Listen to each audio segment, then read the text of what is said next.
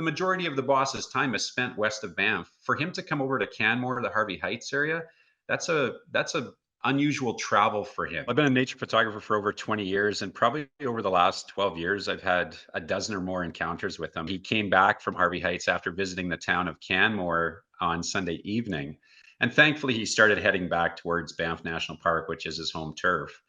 And he stopped by a yard in Harvey Heights where he had got a food reward the previous day, so apples. Then about 24 hours later, where I was leaving my gallery, and there was a very kind of big deal going on with Parks Canada and Banff. So there's most likely something happening that's pretty special, and it was the boss.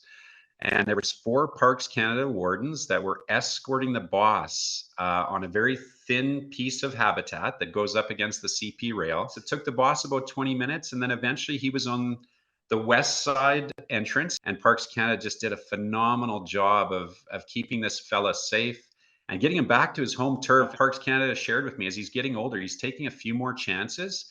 He's maybe finding it a little bit harder to find food on the landscape. I think the residents from the area really did kind of have a conversation. Obviously, once a bear finds a spot, they will return to it.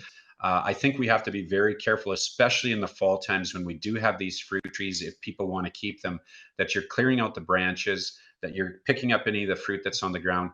But the number one thing, unfortunately, cut the tree down and replace it with a tree that doesn't have fruit. And as a professional nature photographer and biologist, I think it's so important that we always put the bear's welfare first. It's great that people want to go out and see nature in our national parks and our mountain parks, but let's remember it's not a zoo. There's not a fence there. These animals can access us, we can access them.